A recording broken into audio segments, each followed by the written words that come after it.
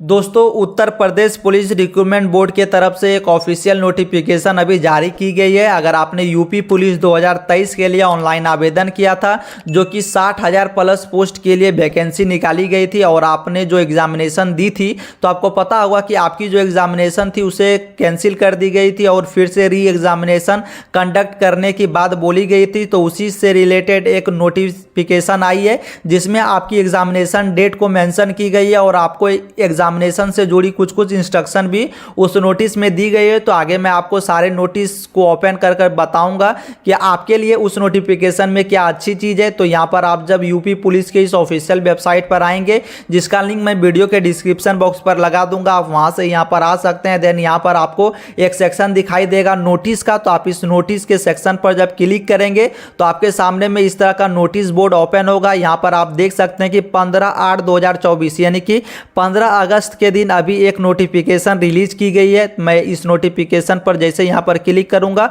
आप यहाँ पर देख सकते हैं उत्तर प्रदेश पुलिस में आरक्षित नागरिक पुलिस के पदों पर सीधी भर्ती 2023 लिखित परीक्षा हेतु अभ्यर्थियों के लिए महत्वपूर्ण सूचना, यानी कि आपकी जो एग्जामिनेशन होगी उसके लिए नोटिफिकेशन है ये। तो आप जब इस पर क्लिक करेंगे, इस पर क्लिक करते ही आपके सामने में ये नोटिस ओपन हो जाएगी। मैं आपको हर एक पॉइंट यहाँ पर बता दे रहा हूँ कि नोटिस में क्या क्या चीज़ें हैं। तो यहाँ जब आप इस ऑफिशियल नोटिफिकेशन को ओपन करेंगे तो यहाँ पर आप देख सकते हैं कि 15 अगस्त को ये ऑफिशियल नोटिफिकेशन रिलीज की गई है। देन आपको यहाँ से स्क्रॉल करनी है। अब आपको बोली जा रही है कि आपकी जो लिखित परीक्षा होगी वो 23, 24, 25, 30 तथा 31 अगस्त को उत्तर प्रदेश के विभिन्न केंद्रों पर आयोजित की जा रही है। यहाँ पर आप देख सकते हैं कि आपकी जो एग्जामिनेशन डेट है वो रिलीज कर दी गई है। आपकी जो एग्जामिनेशन होगी वो 23, 24, 25, 30 तथा 31 अगस्त के बीच में होगी। देन आपको यहाँ पर बोली जा रही है कि परीक्षा में सम्मिलित होने वाले अभ्यर्थियों से निम्न बिंदु पर ध्यान देने तथा अनुपालन की अपेक्षा की जाती है। यानी कि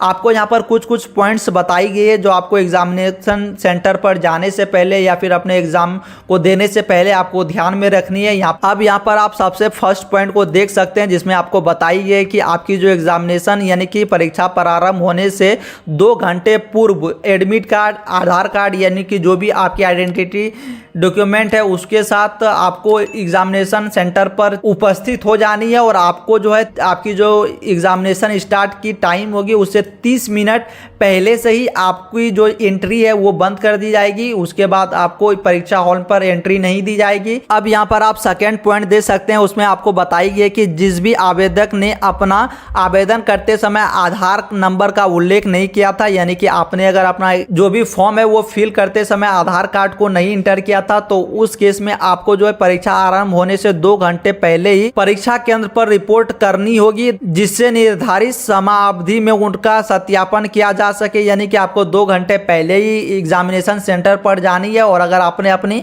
आधार कार्ड की नंबर इंटर नहीं की थी तो आपको आधार कार्ड लेके जानी है और आपकी जो सत्यापन होगी वो पहले की जाएगी, यानी कि वेरिफिकेशन आपकी सारी की जाएगी। देन आपको अलाउ की जाएगी एग्जामिनेशन सेंटर में।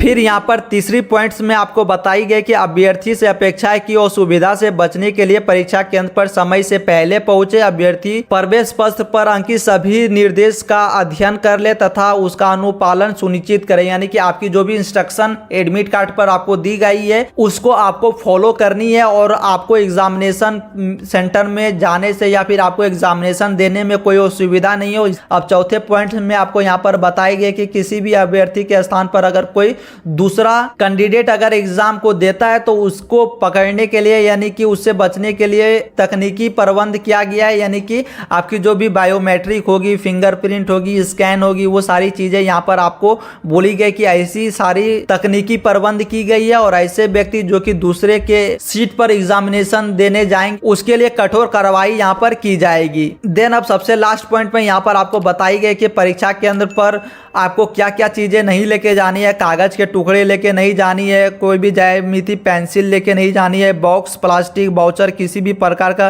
Calculator, credit card, debit card, scale, copy, pen, eraser, log table, इस तरह की आपको कई सारी चीज़ें यहाँ पर बोली गई है। टोपी यहाँ पर आप लेके नहीं जा सकते हैं, फ़ोन, पेजर, हाथ बैंड, आप इस तरह की चीज़ें, माचिस, गुटखा, ये सारी चीज़ें आपको एग्जामिनेशन केंद्र में लानी वर्जित है। यानी कि आप इस सारी चीज़ों को अपने साथ कैरी नहीं करेंगे। अगर आप इस सारे चीज़ों के साथ कहीं भी एग्जामिनेशन सेंटर के अंदर पकड़ाते हैं तो आपकी जो एग्जामिनेशन है उसे कैंसिल कर दी जाएगी और आपके विरुद्ध यहाँ पर वैधानिक कार्रवाई भी की जाएगी। तो दोस्तों ये थी कुछ पॉइंट्स और आपकी एग्जामिनेशन डेट जो यूपी पुलिस के रिगार्डिंग यहाँ पर पब्लिश की गई है। आगे अगर आपको ये वीडियो इन्फॉर्मेटिव लगी हो तो आप इस वीडियो को एक लाइक कर दीजिए और अगर आप इस चैनल पर पहली बार आए हैं तो आप इस चैनल को सब्सक्राइब कर भी रख सकते हैं, क्योंकि मैं इसी तरह के इन्फॉर्मेटिव वीडियोस को इस चैनल पर अपलोड करते रहता हूं। देन मैं इसका लिंक वीडियो के डिस्क्रिप्शन बॉक्स पर भी लगा दूंगा, आप चाहे तो एक बार अपने से इस नोटिफिकेशन को रीड कर सकते हैं